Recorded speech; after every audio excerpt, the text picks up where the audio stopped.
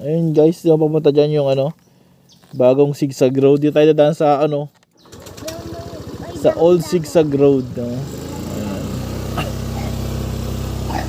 So daan tayo sa old zigzag road. Medyo ano kasi tong ano na to eh. Itong daan na to medyo ano to, may sentimental value sa amin. Kasi nga gaya ng ano na kwento ko lagi sa inyo.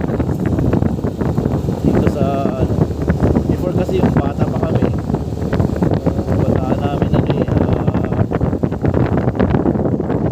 galing kami. Galing kami sa Nara. So very ano lang, very minimal lang yung time na nakakapunta kami ng Puerto. Sa pumunta kami ng Puerto, excited na kami kasi sumasakay kami sa Jering, sa Royally dati. So ngayon, sa mga pinakapalatandaan namin,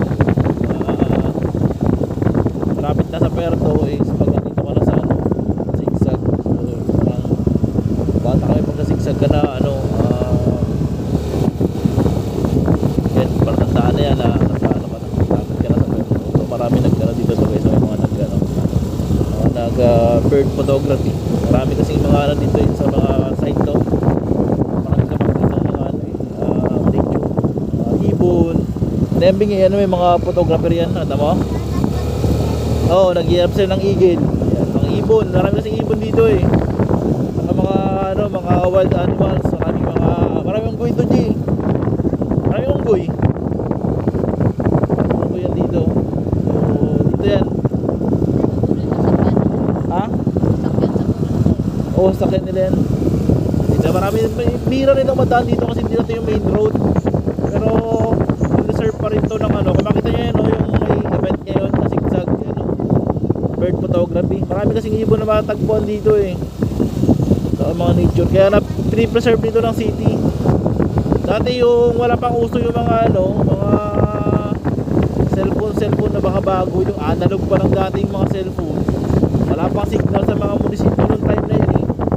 So pag dito sa zigzag, dito magkakaroon ng ano, first na langkap ng signal.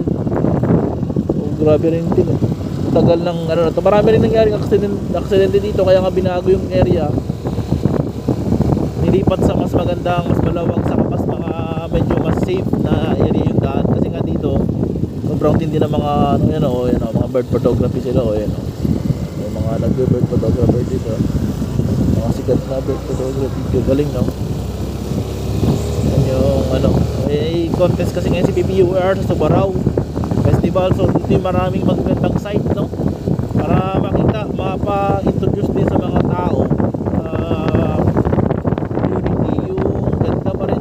mayroon dito sa ano, Puerto Princesa. Yung ano natin kasi biodiversity nga eh, yung Subarao. So dyan mo makikita na sobrang diverse pa rin yung biological ecosystem ng Puerto Princesa. Dito sa mismo zigzag, hindi na ito lagi napupunta ng mga tao. Kaya sobrang ganda ng mga nature na makikita nito. Although ito kasi talaga yung lugar na ito, tinanggalan na ito lang natin dito ganun kaaptiadaanan.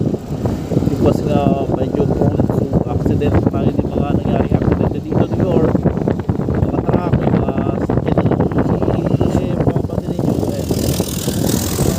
Curbs, mga sharp curbs dito. Hindi ka makapagod sa takbo dito.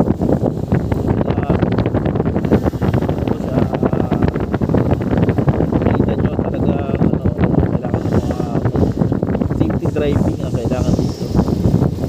Before, sobrang kitid ng daan. Iwan nyo yung nakakitid ng daan. Kung may dalawang malaking bus, halos magkakasabitan na yan. So daan lang tayo dito. Dati di pa ganyan yan eh, puro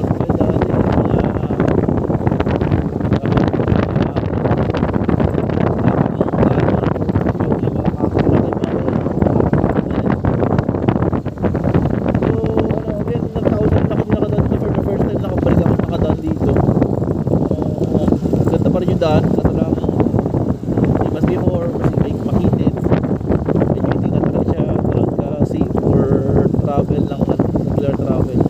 Pero from time to time maganda mong daanan dito para maalala natin yung mga kabataan natin, kasi yung kabataan namin talaga dito kami sanay kami na dito dumadaan yung mga malaking part na mga taga-Palawan, mga